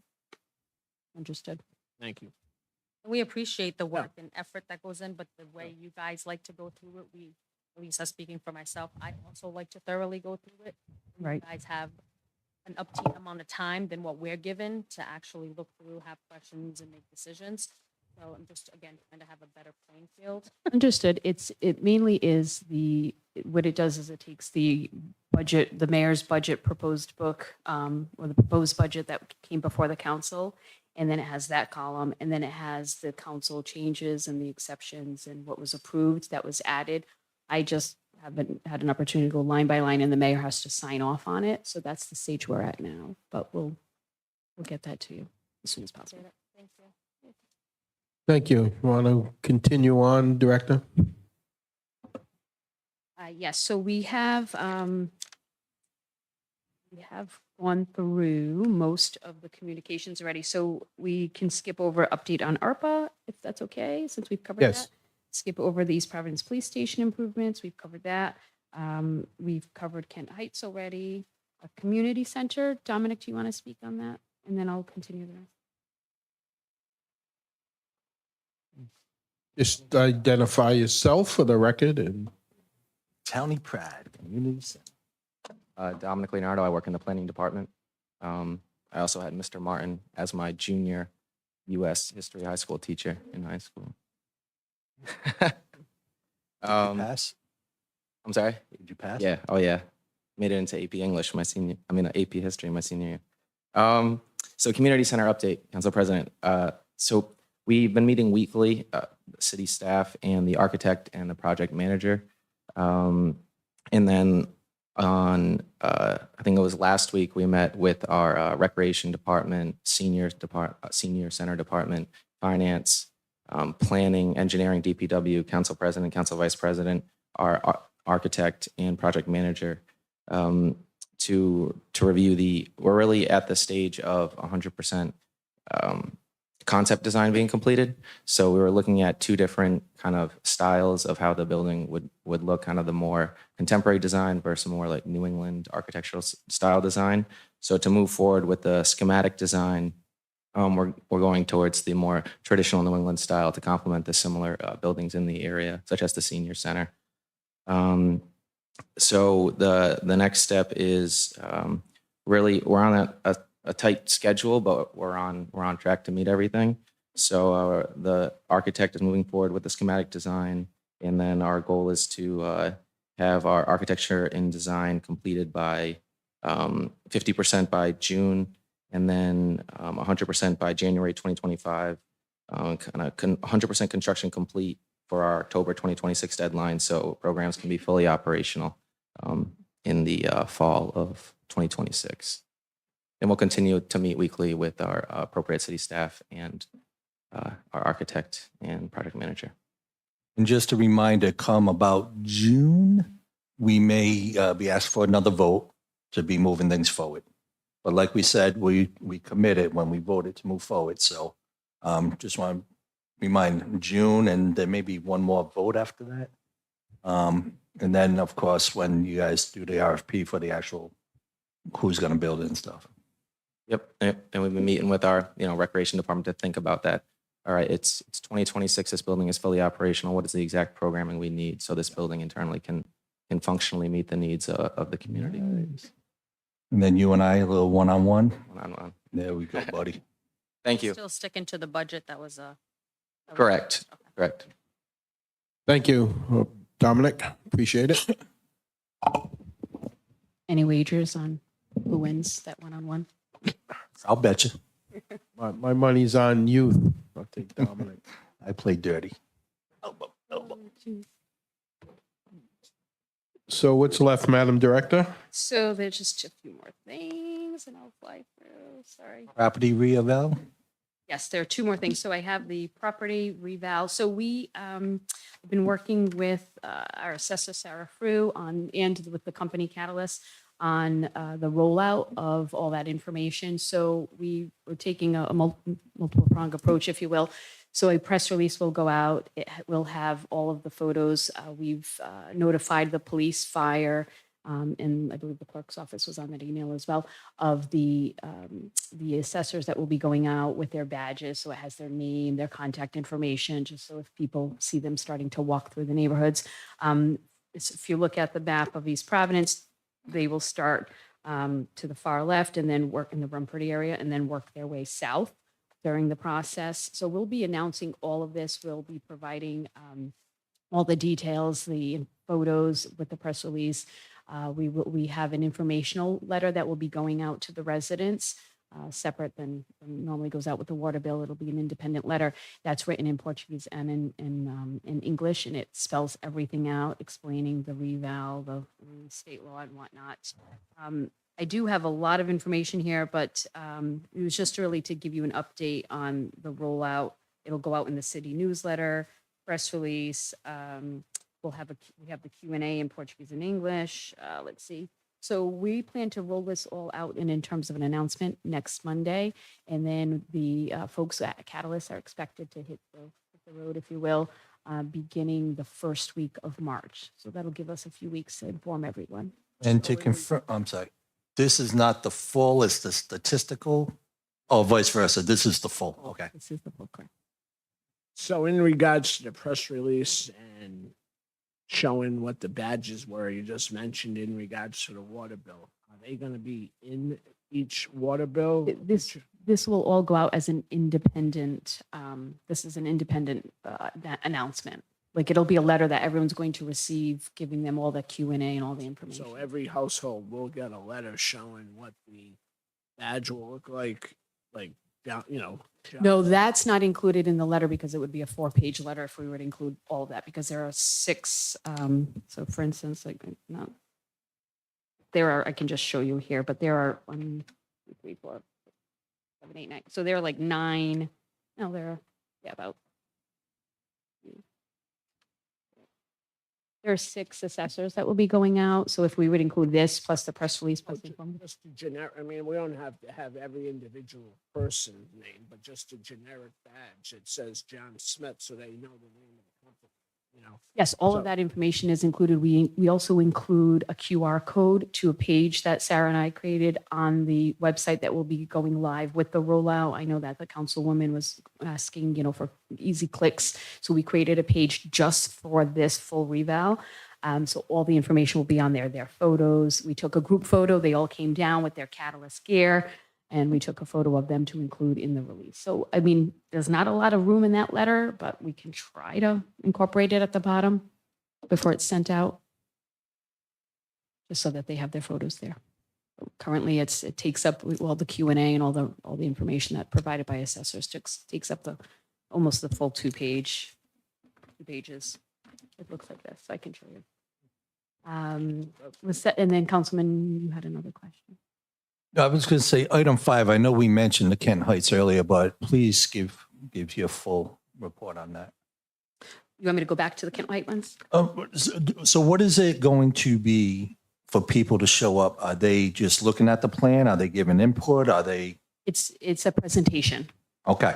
So be there for 6:30 so you don't miss the presentation. Correct. Okay. It's not just a drop in at any time between 6:30 and 7:30. We can't control people's schedules, but Right, we're but encouraging the presentation. We'll- Exactly. It's a time thing where it starts at 6:30 and Just want to know about the pizza. you got more pizza left over? No, I don't have any more leftover pizza. And it's no problem. We all attend, right? It's not an open meeting thing. So So we did look into that. exactly. Okay. And there was 2 more items, if I may. I'll go quick, I promise. So if you're not aware, we have a colleague in our office, and she's okay with us saying Marlene Davis. She is one of the residents who routinely watches every single council meeting. This woman has watched you, this council and the previous council. Every time she watches every school committee meeting, she reports back. If you give her a wave, I guarantee you I will get a text because she'll tell me if I'm not smiling enough or whatnot.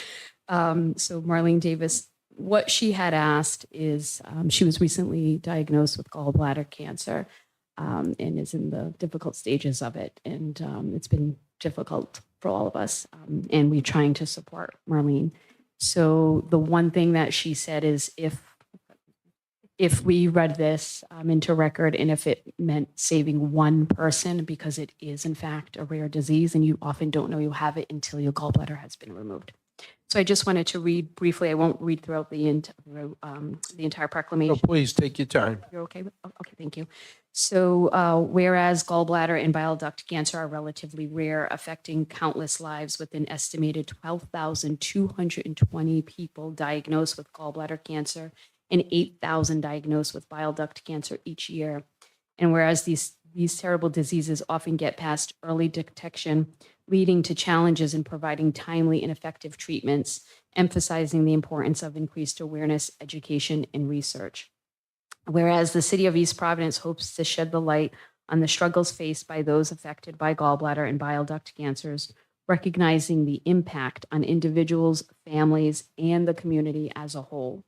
Whereas throughout this awareness month, we strive to welcome compassion and understanding, offering support to those in our community and our office battling these cancers and encouraging preventive measures, early detection, and advancements in medical research.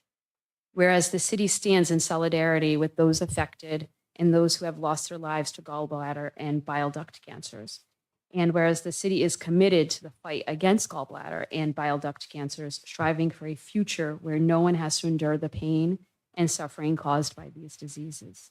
Therefore, I, on behalf of Mayor Da Silva, Mayor Roberto L. Da Silva, on behalf of the City of East Providence, proclaim the month of February 2024 as Gallbladder Bile Duct Cancer Awareness Month in the City of East Providence. Thank you. The mayor also had a Black History Month proclamation. I won't read through it in its entirety, but I did want to remind the community that on February 28th, same day as the Kent Heights meeting, at 10 a.m. here at City Hall, we will be having a Black History Month celebration. We will have a skit by my brother's keeper. We will have students from the high school come over as well. And I believe the assistant superintendent will be here and they'll be reading poems as well. So all are welcome. And that's at 10 a.m. here on February 28th. Thank you for your report, Director. And if Marlene is in fact watching as She is, as I she guarantee does, it. you know, we're all rooting for you. And why do you watch all these meetings? There's got to be something better on television. Maybe you should tape this meeting and fast forward through it sometime. Maybe when Councilman Rigo is speaking, you could fast forward through that. That's what it is. But seriously, our best to you, and we appreciate you hanging in there and taking the good fight forward. And Marlene, as a fellow cancer victim, luckily I survived. If you need an ear to talk to or whatever, I'm here. And Yeah, it's so hard. Thank you, Councilman, and all of us. And I think what do we have? One more item, or are we pretty much? Madam Clerk, do you want to? The last item there is solicitor. Are you giving a little update on? You're all set? Okay, the school committee liaison. I don't know, Councilman. There's nothing new. I think you've been keeping abreast. I will say that in terms of the bond issues, the public needs to know they're moving along well. Martin Middle School, Riverside, Waddington, there's a lot of progress there. I'm sorry, I There's- didn't, I thought it was something else on the agenda. Okay, go ahead. Going back to the report, I did provide the council with a listing of, as you requested, not complete yet, but almost complete, of all the licenses and ordinances and the state statute. So we're working on this, or with the blanks, we're looking a little harder for a state statute that allows us to set the fees, but if you have any questions on it, we'll hopefully get this by the next meeting, a full list. And you can see the comparison, what state law allows, and then what we actually charge. And there's not much, and today, I got late today, because they had an issue with the clerk's office, running the report, a listing of how many that we issue. Well, that'll be added to this report, so you'll figure out, like, Class A licenses, we have X number, or, and a lot of these licenses that are listed on here, we don't actually issue any of them. They're just probably a big one, 5. So if anybody has any questions about this list, I think we should move forward the beauty shop and exercise facilities. Because we currently don't license them, correct? they're not included in the business license category. I There's no fee to that. That's just. yeah, no, but It is registered. yeah. So is that an ordinance? Maybe an ordinance change, yeah. So Okay. in regards to ordinance, as obviously the world is changing every second. Items or businesses that didn't exist 5 years ago exist now. Do we need to put something on paper to guide them? It's a business that didn't exist 5 years ago. It was an illegal business. And That's just that they have to register with the city, you mean, or? well, for us to even control it. I mean, 5 years ago, I'm just throwing out, I know dispensaries and other items. Yeah, that's all licensed by the state. It's all licensed by the state, but There's no authority to license that at the local level But- that I'm aware of. what happens to products that are all right, so take the dispensary away. What happens to products that are now regulated because they're controlled substances besides marijuana? That you have to be 21 to purchase, so we regulate those, correct? The state said alcohol is a controlled substance, correct? Correct. So if there's another controlled substance that the state sees, we would then have to regulate it. Or have If the state gives you the authority to regulate those, yes. So you have to have a state enabling law for you to set a licensing or a fee for that. So, I mean, So like, I'll give you an example, cigarettes, right? There is a cigarettes, there is a license, I think even on our books, that we set up, I think it's called the cigarette license fee or sales fee. And that's actually, there's a Supreme Court case that cities and towns do not have the authority to grant such a license because it wasn't granted to us by the state. Much like the issue you're dealing with the hotel license now, the court basically said, you don't really have authority to do that. You need a specific legislation, even though that's been pending, waiting for the decision. So when there's a blank, the best, what I like to see on this chart, I like to see a local ordinance and I like to see the state law that gives us the authority to issue it, and then the fees, depending on what the state law says.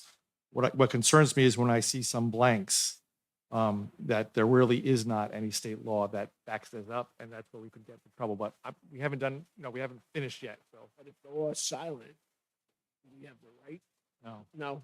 that's the bigger issue. And some in regards to like vaping products, does that fall into cigarettes? That's all, yeah, there is a state law on that as well. If you remember, cities and towns a while ago tried to ban the flavored vapes. I forget what they call them. Yep. Without state authority, and they said no, and then eventually the state did pass a law allowing the state to regulate it. I don't think it's done that. So what concerns me again is when I see a little space, we're looking for that authority. Some of these things are old. I mean, they've been on the books forever. And a lot of these licenses that you'll see, once you get the other list, we don't even issue them anymore. There's nobody who does. Some of these businesses, as I said, they're Obsolete. new businesses Yeah. and there's some that, They're obsolete. They've come they become useless because of the technology.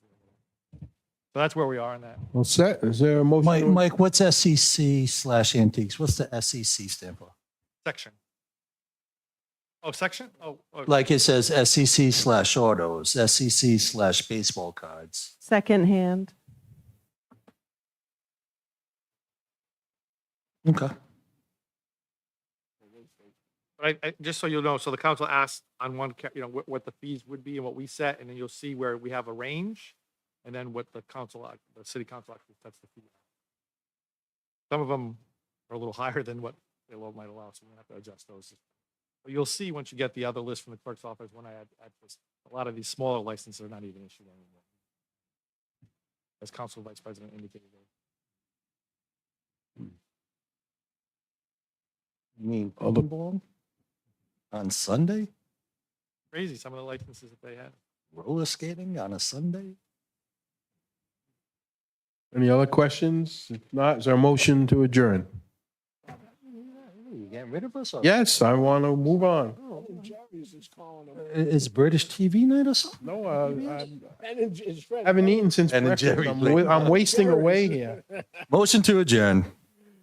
Motion to adjourn. Is there a second? Second. Sure. All in favor? Aye. Meeting is adjourned. Thank you all. Proceeds, everybody.